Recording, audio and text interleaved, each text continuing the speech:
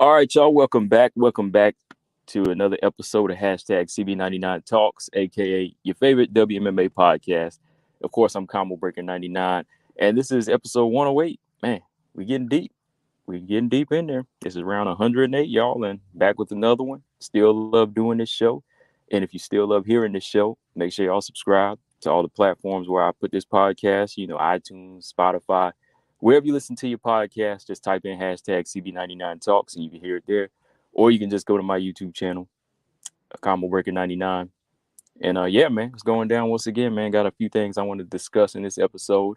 And, you know, um, it wasn't too much of a crazy weekend, for WMMA. This weekend coming up is really not much going on again. It's pretty much going to be the end cap of the year. The only fight we have this weekend is Cheyenne Bellismus versus Corey McKenna. And of course, this past weekend, we didn't have any fights for WMA and the UFC. We just had Bellator, LFA, and the organization FAC, right? So, yeah, man, I just want to run through some topics here with y'all today. I'm not going to be on here too long, but once again, I'm back at 7 p.m. I was able to do it. This is the third episode in a row I was able to do it. I'm going to keep it going, y'all. I'm going to keep it going. So, this podcast drops. Y'all all know it's gonna be on 7 p.m. sharp Eastern time every Tuesday. All right. But, yeah, man, a few things I want to discuss. Just go through some of the fights this past weekend, this Friday, and talk a little bit about Bellator Flyweights. What do I think of them as far as their level? And just the performance of some of my favorite fighters this past Friday in Bellator. I want to talk about that. Bellator 289.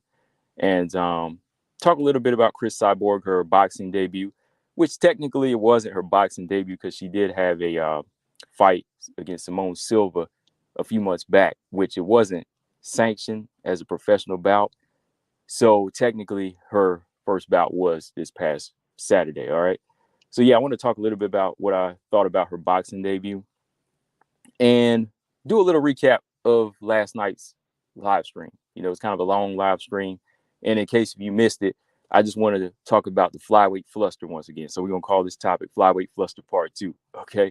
Because I want to go back in and just discuss some of the things that's going on with the division as far as, the champion, who's next up for the champion, who's going to really step up and take on that challenge, right? We got to talk about that and also just discuss Amanda Ebos a little bit, where she fits into place. And last but not least, last topic, next week is Christmas. So I want to hit y'all with my Christmas list this year. I want to give y'all my fights that I want for 2023. I'm going to only give you 5 fights. There's a lot of fights I want, but there's just 5 that stick out to me right now that I really want to see. Of course, there's more. But I can't give y'all all of the fights I want. So I just picked 5 this afternoon, or not this afternoon, but this morning before I jumped on this afternoon. And I said, you know what? I want to see these fights at some point in 2023. I know some of the fighters already booked or whatever, but the fights could still happen at some point. Fighters fight 2 or 3 times a year, right? So these are the 5 fights I want to see for 2023. All right. So, yeah, man, like I said, this past Friday, we had LFA, Bellator, and FAC. So I just want to pull that up real quick, give y'all some, underground MMA a little bit here, just in case y'all have forgotten about Gina Mazzani. She had a fight this past weekend. She had a fight this past weekend here, as you can see, against Schroeder. This is Mazzani. Schroeder was the main event here. I believe it was the main event. I can't remember because the card on UFC Fight Pass kept on glitching up a little bit. So I saw a little bit of this fight, but I just wanted to give y'all the update. FAC 17 this past Friday, Gina Mazzani made her return against Schroeder here. And won a split decision. It's pretty back and forth action. It was kind of a tight fight. But that's what's expected, when you got a fighter like Schroeder on the come up, trying to make her statement. You got Gina Mazzani, who's trying to slowly improve and, find her way back into, the UFC at some point, I believe, so but I didn't really expect this to be like a fight where she was going to outclass Schroeder. I know she has the UFC experience, but there's still some things I believe Gina Mazzani has to work on. I believe her wrestling is sharp, but one of the things that stands out that is across the board with a lot of WMMA fighters is defense, and that's the thing that kept this fight very tight. All right. That's the one thing that these fighters really need to work on is defense. So, yeah, shout out to Gina Mazzani. I believe she's going to be fighting for this organization a little bit more. Maybe she'll jump back and forth to, Cage Fury, LFA, and just kind of work her way back if she can, or even go to Invicta FC at some point. You know what I mean? So, yeah, shout out to Gina Mazzani, staying sharp, trying to, stay relevant and keep on fighting, keep trying to get better. All right. So, yeah, also, like I said, Cris Cyborg, she had a fight in the boxing world. Cris Cyborg was able to make her boxing debut on the Terrence Crawford-David Avanesian undercard. Or, excuse me, not the undercard, but she was on the main card as the co-main event. And I was like, wow, okay, that's a big step up, to be the co-main event to the pound-for-pound, one of the best pound-for-pound fighters in the world. But at the same time, when you think about it, Terrence Crawford is he was just jumping over to a brand new organization. So they were pretty much trying to get all the names they could get on a card at this point. It was BLK Prime, if y'all are not familiar. They're just coming into the game of boxing, and they just opened up this app. And one of the big fighters they signed was Terrence Crawford, along with Adrian Broner. And Terrence Crawford was reportedly getting $10 million for this card to take on, pretty much average fighter, somebody that nobody really knows. And as far as getting names, Cris Cyborg was a name they could grab. She was somebody that's trying to make her way into the boxing world. So they grab her, and they grab another Bellator featherweight in Gabrielle Holloway.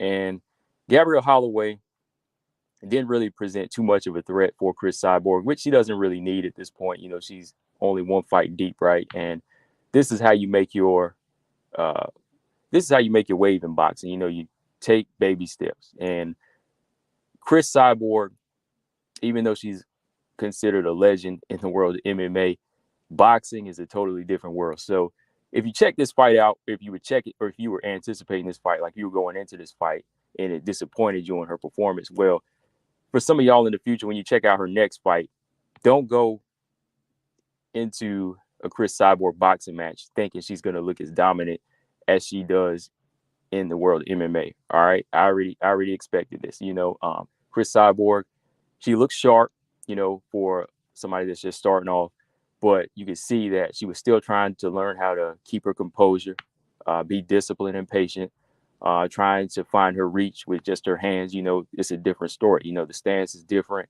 How you stalk fighters down is different. How you turn your punches over is different. You have to really make a statement with those shots. If you're in the pocket, she's learning that now, and that's what this 4-round fight really just presented to me. It's just showing me Cris Cyborg get her feet wet against, a below average opponent. Gabrielle Holloway's like 0-3, and that's a safe debut for somebody like Cris Cyborg, even for somebody like Cris Cyborg, who's known as a GOAT, like I said, in WMMA. First couple of rounds, she was just finding a range, kind of learning how to cut the ring off. See, she got me mixed up here. Cut the ring off and learn how to turn that right hand over and stick that jab out. Gabrielle Holloway just kept stepping in with those loopy punches, kind of dipping her head down, trying to land the overhand right, which she landed a couple jabs here and there. But as Cris Cyborg started to turn it up and she found her range, she started cutting away at the body of Gabrielle Holloway. She was able to back her into the ropes in the third round, land a good hard shot and land some hard left to the body and put her down. All right. Then going into the fourth round, she wanted to get the stoppage, as it seemed, but Gabrielle Holloway just kept using a lot of movement and clinching. So Cris, just kept going on, putting the pressure on and landing those right hands until she could, just finish the fight. So yeah, man, Cris Cyborg, she won her first fight in boxing. From here, still a lot of work to be done, and I know. In the beginning, whenever people heard her move into the boxing world and they seen Katie Taylor was somebody that was on her list or a name that was coming up, people were feeling like, oh yeah, somebody like Katie Taylor, she would lose to Cris Cyborg. Oh, Cris Cyborg had it. No, it's a different game, yo. That's why I said, if you go into a Cris Cyborg boxing match right now, don't expect to see somebody as dominant. Don't expect to see the dominant Bellator champion or anything like that. This is a different world. I think she's far off from fighting anybody like Serrano or Katie Taylor. This is their game. You can just see the difference. Like, she's still trying to get comfortable in there. Maybe when she starts to find her range and, just find her niche in boxing, like how she takes her approach, maybe then you'll see her starting to present more of a threat to anybody in the world of boxing right now. So yeah, still a long way off. Still need to see a few more fights from her. But this is the realm she wants to go. I respect her for that. For trying to tackle another discipline. All right. So yeah, going back to Friday, wanted to talk a little bit about Bellator here. As you know, both of my picks lost in Bellator. And these are like fan picks for me. Sometimes with Bellator, it's very 50-50. I'm never really on point with some of these Bellator fights because the Bellator flyweight division, it's a very mysterious division with me. I feel like some of these fighters, they have good skills. Some are improving, some are evolving, but sometimes it's almost like they don't fully connect the dots. Like I say about a lot of fighters, they don't fully connect the dots here. They don't fully put that clip in, cock it back and shoot. You know what I mean? Sometimes it's like the clip falls out, they drop the gun, they fumble the gun, or they just have it loaded and they don't know what to do with it. You know what I mean? It's like they got all the weapons, but sometimes they just don't pull the trigger. Or they come in thinking that they can just keep the same type of weapons and not improve and not add more to their arsenal, right? And that's how I kind of feel fighters like Denise Kielholtz and Juliana Velasquez have done, and I consider them some of the, more entertaining fighters on my list. I enjoyed Denise Kielholtz even as a kickboxer. I'm a kickboxing fan and she's one of my favorites. But in MMA, she just seemed to be kind of stuck in one gear in this Ilaria Ioane fight. I thought that her skill set was better than Ioane. Maybe on the ground, Ioane would have favor, which she did. But I thought at least like her technique on the feet would have been much better. Her punches were sharp, but as far as her approach, as far as slipping and defense and even using kicks in this fight, she lacked a lot of that. There was never any moment where she made like a solid adjustment and said, okay, Ilaria Ioane swings wild, or her chin is wide. Her chin is up in the air. It's wide open. Like, what do I got to do to catch it? Well, let me see. Let me set up a trap. Let me start jabbing a little bit more, and then I can throw a left hook off the jab and knock her out or something like that, right? So the opportunities were there for her, but it was just like Denise Kielholtz wanted to take this offensive, exciting approach, where she wanted to walk her down. And I think that's what cost her the fight on the cards. I believe she did win, in my opinion, but like I said, there was too many close moments. And to be a dominant champion, you cannot have these close moments. You have to adjust to everything your opponent is doing. You have to take away their best weapons. And I think Ilaria Ioane, her best weapons were those wild shots. And again, Kielholtz, she had the technique to shut down the wild puncher with the straight jab. She had straighter punches, but there was never really a moment in this fight where she controlled the offense. It was always back and forth exchanges. Jump in, violent exchanges, and then you would leave thinking like you would finish seeing the round and you'd be like, oh man, like what happened? Like, let me see, who do I think won? Well, I felt Kielholtz won, but the judges, they felt another way, because then Ilaria Ioane would cap these rounds off with these takedowns. And sometimes, like I said, the judges, they'll just see that as a moment to give a person the round. You get a takedown, get some top control, boom, they give it to you, right? So yeah, I just need to see a little bit more even from Kielholtz. Like, this is her third loss in a row, and it's just like she's straying further and further away from the championship. And I always thought she had the skills to do it, but she's missing some things. She is missing some things. She's missing the IQ, and again, the ability to adjust on the fly, right? So yeah, with the third loss in a row, who could she fight next? Gonna have to fight down from here. I believe fighters like Deanna Bennett, they've definitely fought their way into a position to possibly fight for the title right now. Deanna Bennett's calling for it, and she's been looking the best out of these mid-range flyweights. Better than what is her name, Justine Keach, and uh, uh, Alejandra Lara, she defeated her as well. Ali Malay, I'm still wondering where she's at right now with hers, as far as mentally. But yeah, Denise Kielholtz, that's 3 in a row though, man. I never thought she would go on that type of losing streak. But when I saw her last couple fights and how she was, just kind of reckless on the ground and making bad choices, it was kind of evident. It was evident. Same with Juliana Velasquez. Juliana Velasquez, she came in to the Bellator organization looking dominant, looking sharp, powerful, very methodical. But there was a couple of moments in there where I was just like, man, she can't be stingy with her strikes. She cannot be stingy with her strikes. She's got to start to turn it up and make herself more seen, make herself more dominant in there. And I kind of seen the holes in her game, even in the Alima Lay McFarland fight. I believe she won that fight now. I believe she won that fight, but still, like, I seen some moments in there when, like, this smaller wrestler was taking her down. And that was something I was looking at in this fight with Liz Carmouche. I said, man, Liz Carmouche, she's got that pressure. This is what she does. She's a physically strong fighter here. And Velasquez, even in the first Carmouche fight, you could already see the lack of takedown defense. And Carmouche this time around, she said, you know what? I'm going all in. She said, I ain't playing. I'm going all in this time. I'm not even going to let her set her feet. Because you see it whenever she did let Velasquez set her feet a few times, the left hands were laying, right? The left hands got in a few times. So, she had to turn it up. She had to turn it up and just make this like a clinch fest and just a strictly wrestling match and grappling match, and it exposed a lot of Velasquez again. Velasquez had no answer on the ground. She just had to accept a lot of the positions.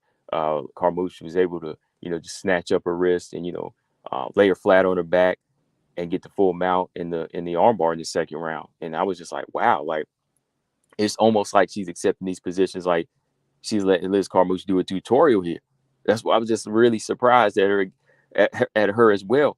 Like, next to Denise Kielholtz, I was like, wow, is the former champ really looking like this? At least the last fight was competitive and controversial, but this time around, like, you could see it in her eyes. Like, in this, I believe it was the second round where Carmouche had her legs tied together. She just looked defeated almost. It really looked like she was defeated, like she had no answer. And that's what I'm saying. Like, some of these Bellator fighters, like, I'm not trying to, like I said, rag on them as a whole, but I'm just seeing a pattern here with some of these girls that they just have certain strengths. And yeah, they look good in certain matches, but when it comes down to like a style change, all of a sudden, when they're not fighting somebody that's tailor-made for them, they look like a fish out of water, or they just make some bad choices. They just make some bad choices in there, And I think now with Juliana Velasquez, she's gonna really have to turn it up at this point. I mean, getting up there in age, but if she ever wants to continue to compete on this level, changes have to be made. Changes have to be made in their camp, because Velasquez, she's on a 0-2 losing streak now, and with the way she's looking in this fight, I could see her. If she was to fight Lima Lay in a rematch, even like a Deanna Bennett, I could see her losing that fight too, honestly. Because these wrestlers, they're giving her problems. They really are. She has the size, and I thought she had the strength too as well. But she just really lacked a lot of she just really lacked a lot of initiative in this fight. She never really took full control or used any of this stuff as an advantage. That's why I say, man, when you see these fighters being like 5'8", 5'9", with like a 68-inch reach, 69-inch reach, that's not really an advantage if you don't know how to use it. You know what I mean? Yeah, you're taller and longer, but are you better with it? Are you really better with it? So yeah, man. I don't know, man. Bellator flyweights, there's really nobody right now I could say has evolved enough to go to the UFC. Maybe Deanna Bennett. Because I can see some of the things that she does. It could give a lot of the unranked girls problems. You can see her climbing back up.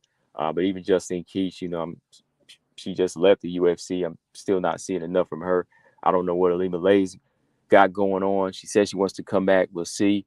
Like I said, Denise Kielholtz is a 3-fight losing streak. Alejandra Lara, I know she trains with Grasso and Lobo, but she just doesn't really have the same technique as these fighters. She likes to brawl more. Like, she's not the same technical striker as they are. Like, it's like her boxing fundamentals kind of veer left from theirs, which she needs to kind of sharpen up too, because she's in here accepting a lot of punishment from these fighters and position on the ground.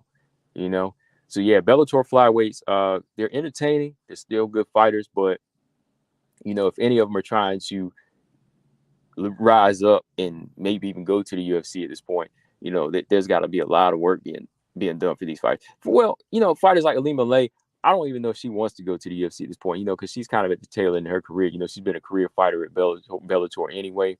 I don't even think she would ever want to go there.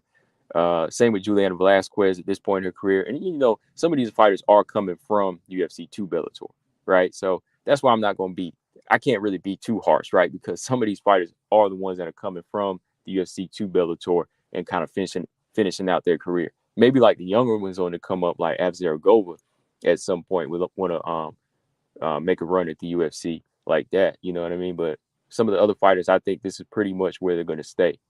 I think so. I really do. I think so at this point. But let me know what y'all think in the comment section, man. I'm still a fan, and shout out to Denise Kier-Holtz, wishing her a full recovery. She suffered a broken rib in this fight too. She posted up on her Facebook. Had to get medicated up and everything. She was in some pain, but she's out now and good to go. So hopefully she can heal up and get back in there soon, to make those improvements. Same with Juliana Velasquez. Hope she comes back mentally right and makes those right changes, man, because accepting a lot of positions, man, it's almost like she doesn't know how to turn angles in these fights, and she's just moving straight back. A lot of work to do for all these fighters, though, if they ever want to touch that strap. So yeah, enough about Bellator's flyweight division. Let's move on to this flyweight division. Y'all know what I'm talking about. The UFC. Y'all remember this picture from yesterday? Yeah. Flyweight fluster, right? This is part 2 here because some of y'all missed it yesterday, but I'm just doing this for my show here on iTunes and so on, just in case y'all missed it. I ain't gonna be spending no 3 hour talk on this. I'm just kind of doing a little recap here and give you my thoughts on what's going on though. But I did this long live stream yesterday to talk about these flyweights now because we got a lot going on, but it's almost like a lot is not going on. It's not amounting to anything here, right? The wheels are moving, but we don't know where we're going. We don't know where we're going right now. Maybe at some point we will, because we got some, we got some direction here, but it's like we don't. So I'm really like in the twilight zone right now, the flyweight division, because right now we got a number 1 contender, and we also got another fighter that's calling for the champion. And we got another fighter who just had a solid win back in October, who looked really good, that could be taking on the champion. But nobody signed to fight the champion, right? You got to be three fighters, but nobody signed up to fight. And Valentina, she did this recent interview with the Smo, and she talked about some different opponents, different directions she could go in her career, and of course, the number 1 fighter that she would want to fight first right now, that she would prefer to fight, is the number 1 contender in Manon Fiorot, right? And I agree with her on that. I definitely think that's the fight that should happen. Heck, man, Manon's been sharing it on her IG story, so maybe Manon's surgery did go well, and she knows something that we don't know, right? Because she's acknowledging the call out, which is good. Shout out to Manon. Manon is acknowledging the call out, because Valentina said that's the fight that she would prefer. It's a different look. She's worked her way up now. She defeated Chikagan. So what makes sense? What makes more sense, right? Manon, the number 1 contender, should be asking for this fight now. So with Valentina wanting to return it sometime in 2023, if she's cool with waiting for Manon to heal up for however long it takes, like March, April, maybe even May, which might actually be like almost a year turnaround for Valentina. That's the longest she's gone without a fight. I think that's going to have to be her selection right now. That's going to have to be her selection. If she doesn't want to squeeze in one in the first quarter, she might have to wait to the tail end there, going into the second quarter of 2023, right? But as far as the fight goes, yeah, I think that as long as Manon would be 100%, that's the one to make first because she legit got the spot. And I know Manon wanted one more fight, but there's really no reason at this point to me to try to get another fight or another 5-round fight with anybody else because it could be too much of a risk now. Just go ahead and get in there and do this. This could be the one that really puts you on the map, kind of like it did for Tyler Santos. Tyler Santos, she came up short, but she sure did give Valentina a good fight. She gave Valentina a good fight because you never know how your style can match up. I mean, if you try to turn it into like a striker versus striker, I think we could say Valentina would get the edge. But, Manon is a big flyweight. It's time to drill and use that grappling and wrestling. If anything,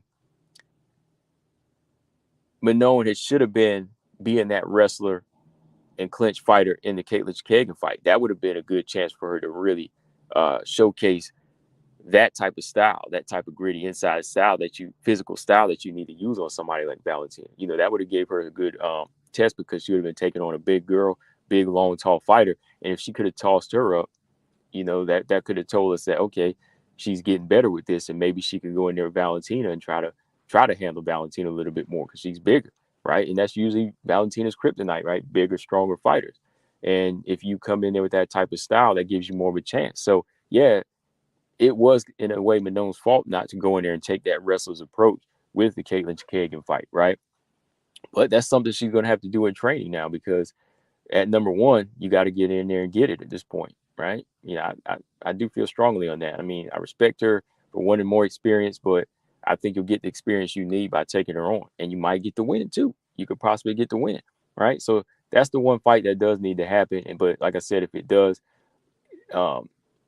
it's probably going to be a little later in 2023. So if Val is cool for waiting, hey, go ahead and wait it out and then make that fight. All right. But the other name, she said if she can't get the Manon fight is Alexa Grasso. And she seems higher on the Alexa Grasso fight to me. Like I said a while back on Twitter, like a month or so ago, somebody mentioned Grasso as an opponent, and she liked it. She I think retweeted it as well. Valentina did, and in this interview, she also said she was impressed with the win over Viviane Araújo.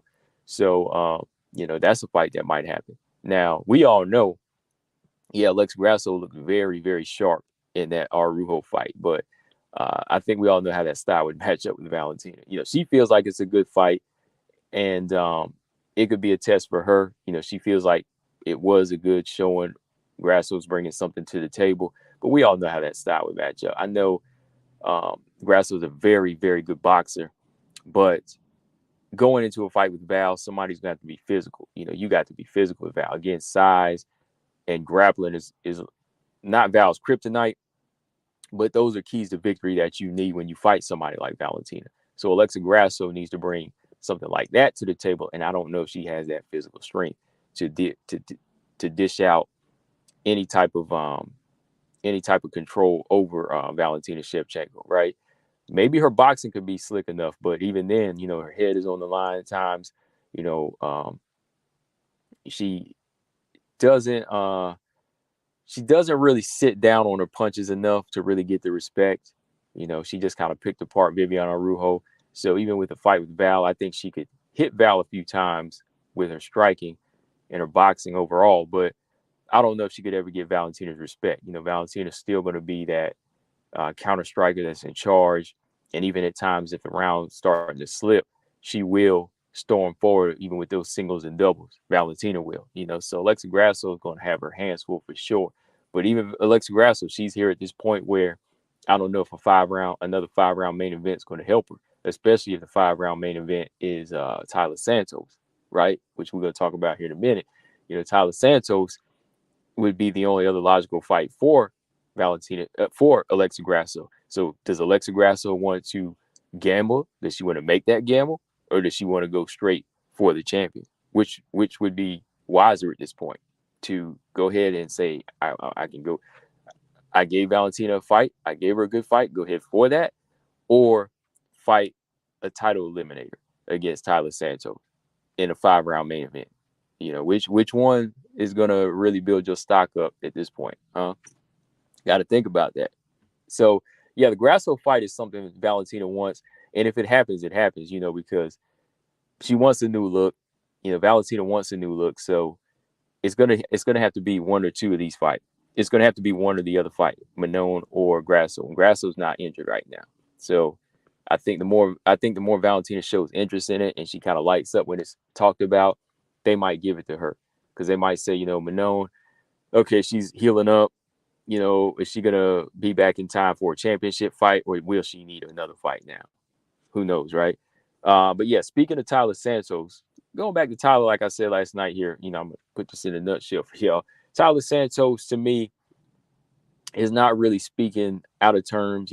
She's got an ego, and like I said, fighters have to have this type of ego. They got to come in control. Never show weakness, and always show that edge. Show that edge, that hard edge that you want it. Because that's the only way you're going to get it. If you say I want it, nothing's going to stop me. I deserve it. That's the kind of talk you have to have. And Tyler Santos is bringing that talk for a purpose. So I disagree with Val whenever she says she has to work her way back up. I think she's fine where she's at. She could get one more fight, but when you say work your way up, it makes it sound like, oh, she's got to really climb back up, like she's letting her ego take over. But no, I think Tyler Santos is making the right improvements. I think she's really making the right improvements in her game now. I think she's learned from that fight, and she just wants to test herself. Again, me personally, I would want to see her in one more fight, but it just seems like everything is mixed up right now. Manon's injured, can't make that fight. I want to see her in Lauren Murphy fight, but Lauren Murphy's fighting Jessica Andrade right now. There's some other fights, of course, like Tyler could fight Caitlin Chikeg, and she said she would do that. Grasso, right? That's a good fight. So if Valentina doesn't want that fight, again, she's going to really have to play the waiting game either way, because if she doesn't want to fight Tyler and Tyler needs one more fight, Tyler might get Grasso. And then you got to wait for Manon too because of, her surgery. So all in all, Valentina's going to have to kind of play the waiting game in 2023, unfortunately. And, like I said before, it comes down to this. It's going to come down to this because whenever you run through a division, you got to wait for legit contenders. It's going to start slowing down. Of course, you're going to have fighters lined up when the division first starts. You're going to be able to run through Andrade, Carmouche, Cachoeira, Joanna, right? But whenever you beat all those fighters, you kind of have to wait for the division to run its course again until you have a new batch of fighters on the come up. So you have a Tyler Santos now. You do have a Manon, but an injury's there. You do have a Grasso there, but she doesn't seem ready yet, right? So the waiting game is inevitable right now. It really is. So with the way Val is speaking, it's like if you want Tyler Santos to take one more fight, she's going to have to fight a Grasso or Chikeg, right? And I really think they might do that. Like if Valentina wants Grasso, they might give her Grasso, and Chikeg and Tyler Santos might wind up fighting. That might really be the goal for the UFC in 2023. And I'm not mad at that. I'm really not mad at that. I just really want somebody to step up and be ready for this title shot, though. Hopefully Manon will be ready. We'll see. If Tyler wanted it now, I would say, yeah, give her the fight because she's just bringing the energy. And with the energy she's bringing, she definitely knows something we don't know. She's working on something that we don't know, right? And she just wants to keep building off of that. So if I have my way, it's, that's my way. But if she wants it and she's the only one showing it, she should get it, right? I know when people say she hasn't earned it, I'm like, okay, well, who else has? I mean, again, the Beast has, but she's injured, right? So you go to the next best one, which is the fighter that called for it, which is crazy because, Val said she was ready to fight in December, and Tyler said she was ready to fight in December. I don't know why they didn't make that fight. I don't know why they didn't make that fight. It's crazy because I know some of y'all been saying, oh, Valentina don't want to risk it and this and that. I'm like, what risk, man? This is the flyweight division, man. Like, these are the biggest fights you can get. Let's be real. Like, these are the biggest fights you can get. And Tyler Santos, even though she came up short, she's got the most stock right now in the division because she put on the most impressive performance against Val, right? And if you're looking for a money fight in the flyweight division, good luck. There really is none. I mean, Grasso is a step up, maybe financially, just a little. But whenever you're talking about, oh, she don't want to fight, she don't want to take on a high risk. I thought y'all said she wasn't no risk. I thought y'all said she beat her convincingly. Y'all made it sound like she brutally beat Tyler Santos, and this was so one-sided. So why not see it again and just shut everybody up and make it a clear-cut dominant win this time around, right? So that's for y'all fans that's looking at it that way. I'm like, where are you going to get another big fight in the flyweight division? I mean, the biggest fight is the rubber match with Nunes, and that's in bantamweight. But right now, if she wants to fight somebody in flyweight, any of these fights right now at the top are going to carry the same, I think, amount of money to me. But the Santos fight may carry a little bit more because it's a rematch that Tyler Santos has helped building up, right? So, yeah, just think about it that way, all right? But, yeah, even the Lauren Murphy-Andrade fight, I had to mention that because they're top 10 fighters. I don't think much is going to come of that fight as far as anybody getting the title shot. I think Lauren Murphy is probably just staying busy, trying to get better as a fighter and just keep doing what she's doing, just being the fighter in the division. But as far as her getting the title shot again, I don't think so. Andrade as well. I think Andrade is just answering the call of the UFC. They said, hey, Lauren needs a fight. You want to fight? She said, yeah, I'm a tweener, right? She's ranked in both divisions. So, Jessica Andrade is going to take the fight. But her mission is after this fight, like she said, to go back down to 115, right? That's her mission. She said, after I take on this fight, I want to get a rematch with Zhang Weili. And I think that's the direction she needs to go because we know a title shot with Valentina, a rematch, that ain't even in the cards, right? So both Lauren and Andrade being Valentina victims,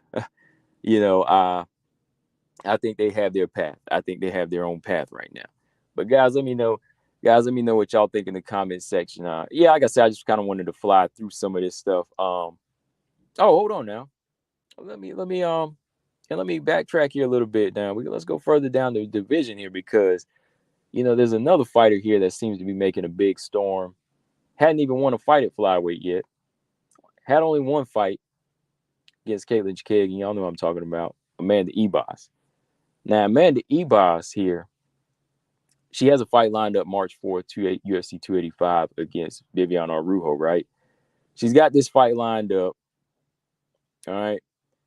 But before that fight was lined up, they were actually trying to throw Ebas in the mix against Chikagin or Tyler Santos. And when I heard that, man, I was like, for real?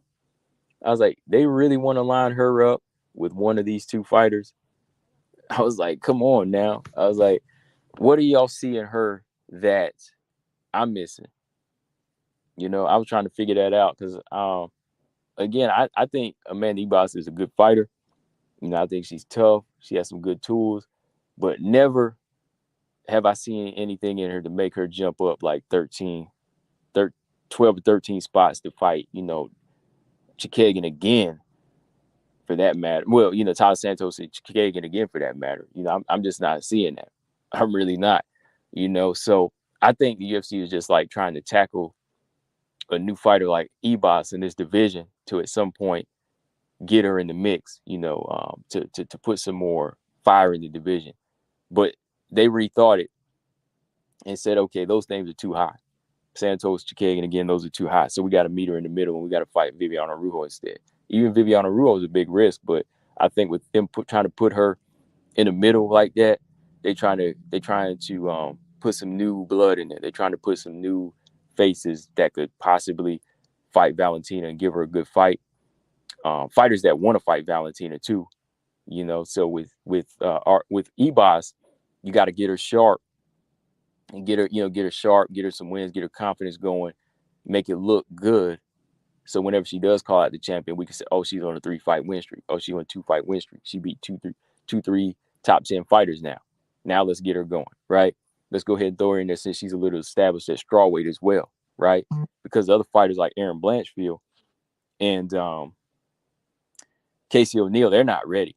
We know they're not ready. They're still young, but we got this gutsy fighter in Amanda Ebas who could possibly throw a wrench in what's going on now and be in that mix, right? That's how they're thinking, I believe.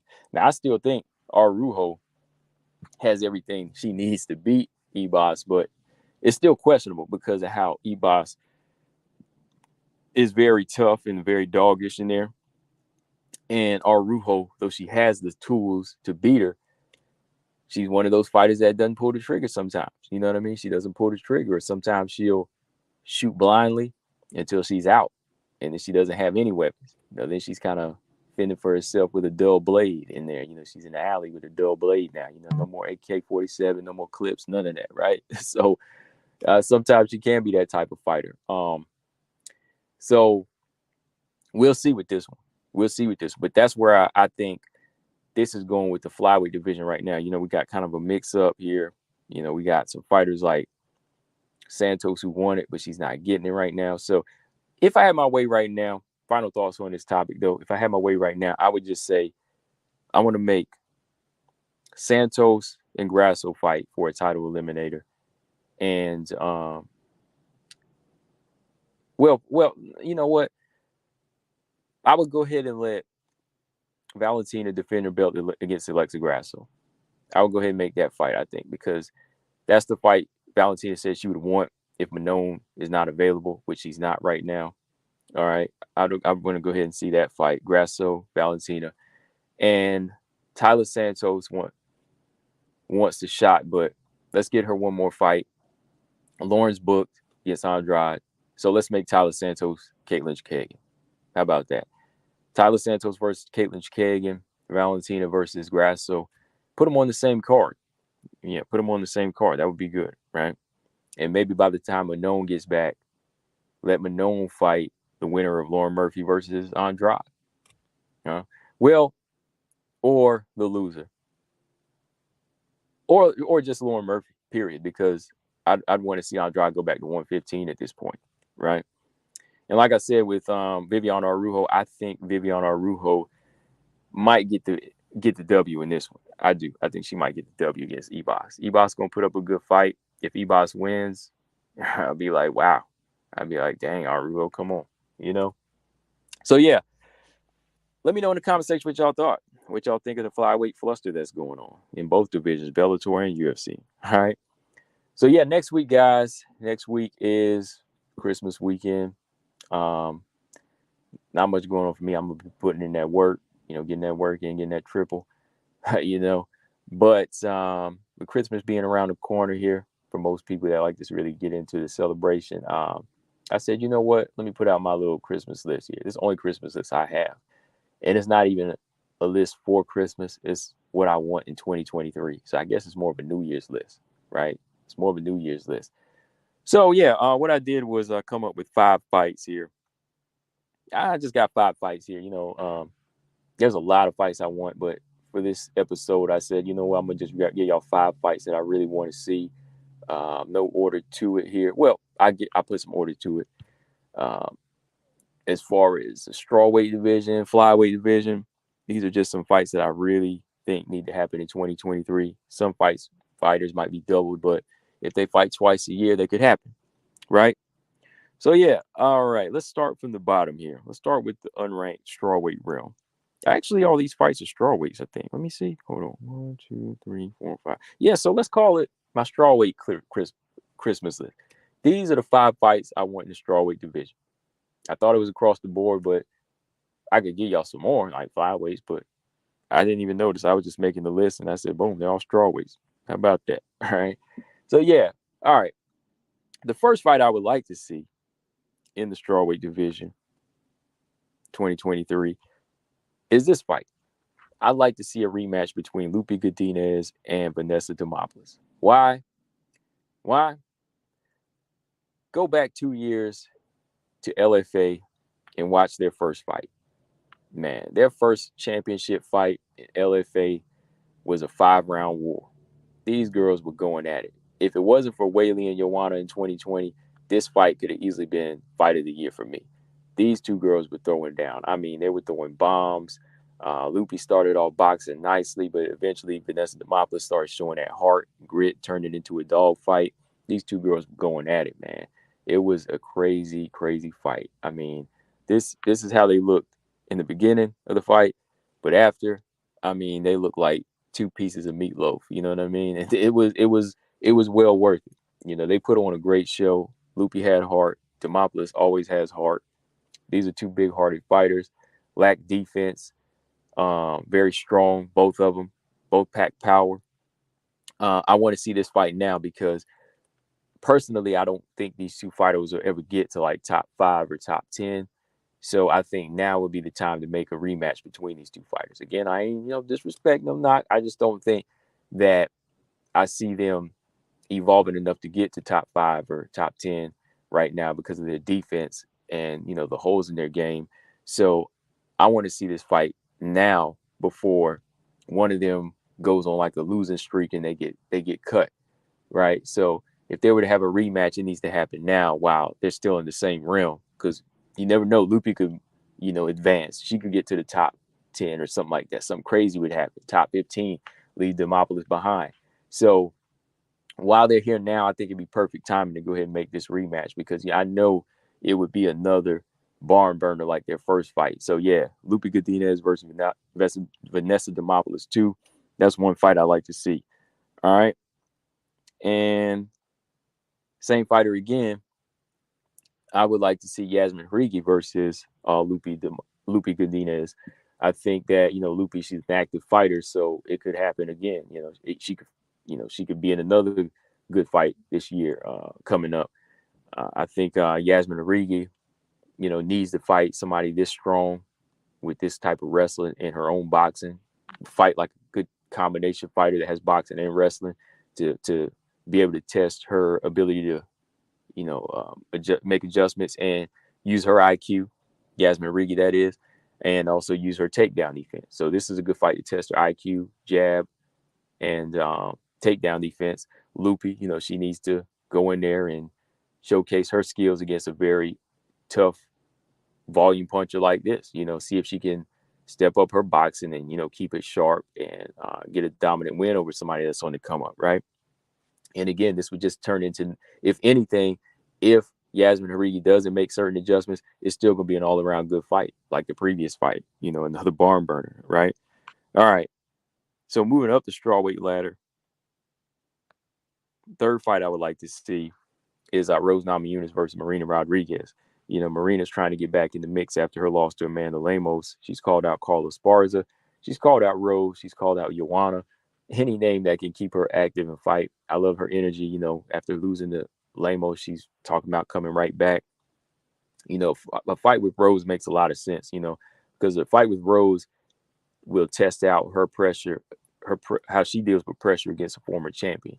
She needs another former champion under her belt, a former well-rounded champion with that, to see how far she's come and to see what she needs to work on in her camp coming up. Can she shut down the footwork of Rose? Can she use her takedown defense against Rose? Can she fight in the clinch against Rose and be strong? Can she go in there and hurt a fighter like Rose with her power?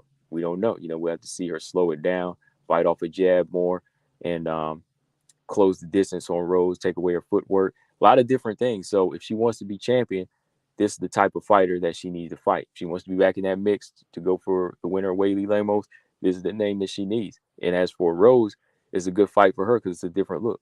Tired of seeing her fight some of the same names over and over again. Sometimes now, don't hold me to that because we're looking at the next fight that's happening, right? So Rose is probably, like, hey, I need a different look. Well, we're like, she needs a different look. We've seen Joanna Weili a couple times. I want to see her fight somebody else. So I want to see this fight go down also because excuse me. I want to see this fight go down also because, like Weili said, Rose needs one more fight. She does need one more fight to kind of test herself and see where she's at mentally. So just makes sense all around, it just makes sense all around. She's already fought Carla. She's already fought Weili. So why not a different look? Why not a different look at this point? So yeah, that's one I want to see there. That's another one I want to see there. And I didn't want to say I'm tired of seeing Rose fight tired of seeing her fight the same fighters, period. I didn't want to say that because the next fight needs to happen in the summertime of 2023. This will make a good summer fight, y'all. So yeah, this is a good one right here. Rose Namajunas versus Jessica Andrade 3. Need to make this thing happen. Need to make this thing happen before Rose retires, or Jessica Andrade moves up to 135, something like that. This is a fight that we need. We've been waiting now for this one for what, almost 2 years? About 2 years now. Let me see. When did they fight? When was the second fight? 2020? Or was it 2021? I can't remember. But it'll be almost 3 years since their rematch, I believe. Or since the rematch. So yeah, this is one fight needs to happen. This is one of the best strawweight fights that could happen right now at this point, I believe, because these two type of styles, when you put them together, when you put Rose together, you put Andrade together, they just spell like fireworks. Andrade pushes Rose. Rose has the style that looks good when she's pushed. You know what I mean? When you have a fighter that comes forward like that, you really get to see how good her footwork and her striking is. And then when Andrade closes distance, she just puts in that work against somebody that looks frail against her, right? And Rose just impresses you with how her striking looks against this type of fighter. It's just fun to watch these two fight. And if they don't give us a third fight between these two, it's like they cheating the WMMA fans. It's got to happen. If any fight needs a rubber match, is this. Rose Carla? No. Weili versus Rose 3? Yeah, it needs to happen because, Weili needs that get back. But it's not really like I need to see it to get a real, a rush. You know what I mean? To get that rush. This fight gives me a rush. Every time these two fight, it's a rush. It's just that perfect style matchup where the fans get a win-win, and I believe the fighters get their step, just bring their stock back up and get everybody back behind them. You know what I mean? So yeah, this is the one that needs to happen here. I don't know how much would change in this one, but technically, I think they're bringing the same. If they bring the same thing, fans will be happy. WMMA fans will be happy. All right. And last but not least, this fight needs to happen next year. I'm saying it again. Weili versus Lemos for 2023. Make it happen. No other fight for Weili right now. First title defense is Amanda Lemos. Amanda Lemos has earned it. No Rose rubber match. No Rose rubber match for Weili. This one here is a different look. Also for like Rose and Marina, this is a different look for Weili to test out her skills, to see if she's improved in her boxing. She's working with Nonito Donaire. So we need to see if she's improved, because she's going to need that sharpness, and she's going to need that type of boxer's defense against Lemos, right? We want to see how strong she is against Lemos. I want to see how strong Lemos is against Weili. I want to see if her punching power has that impact on Weili, right? So it's all around a good fight. It's all around a good fight. And I really want this fight too, because I told y'all Weili was going to get to this point. Told y'all Weili was going to get, I told y'all Lemos was going to get to this point. I told y'all eventually she would be fighting for the belt, and she possibly could beat somebody like Weili. I told y'all about that. All right. She had one little L along the way, but that's Andrade. So I want to go in, 2023 seeing Weili take on the best fighters, and this right here is one of the best. Weili versus Lemos, make it happen. All right. So yeah, those are the 5 fights I want to see, guys, for 2023. Let me know in the comment section what y'all want to see. Keep it strawweight, keep it flyweight, whatever. As for flyweight, some flyweight mentions I would love to see. Aaron Blanchfield versus Vivian Araujo. Whether Araujo loses the E-Boss, I would like to see Blanchfield and Araujo fight. I want to see Casey O'Neill versus Jennifer Maia. I like to see Caitlin Kagan versus Tyler Santos. Like to see Manon versus the champion, Valentina Shevchenko.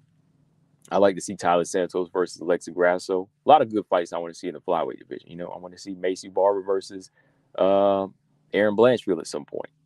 Whether it be next year, I don't know. All right. But let me know what y'all want to see in the comment section. Like I said, those are the 5 fights off top for now. But yeah, guys, that's all I got for this episode. Felt like I got some things off my chest in this division for Bellator and UFC. And yeah, just another one of those things, man, where things just kind of have to run its course in the flyweight division. That's just how it is sometimes. But yeah, final thoughts, guys. Like I said, enjoy doing this show and talking to y'all.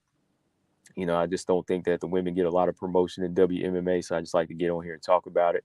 And, even if it's not to fully promote them, it's something I just show interest in. You know what I mean? Just like movies or something, horror movies. I love horror movies, and this is just another thing that I love too. So if it helps promote them, hey, if you find out because of fighters because of me, hey, thanks for listening, and you're welcome for, giving y'all some new fighters to watch. So yeah, man, make sure y'all subscribe to the show. Like I said, all the platforms there, y'all know what it is. Everywhere you listen to your podcast, just type in hashtag CB99 Talks. And as far as this fight weekend goes, Cheyenne Velismus versus Corey McKenna. We'll talk more about it in a live stream down the week because I'm off this whole week. So, yeah, as an early pick, I'm looking at Velismus early on. I like both, but I'm looking at Velismus as an early pick, guys. So, yeah, subscribe to the YouTube channel as well. It's been growing. Let's get to 3,000 now. Got over 2,000 now. Let's get to 3,000. We keep it moving. Like always, guys, Combo Breaker 99. I'll catch you on this show next Tuesday, 7 p.m. Eastern Time. Subscribe. Peace.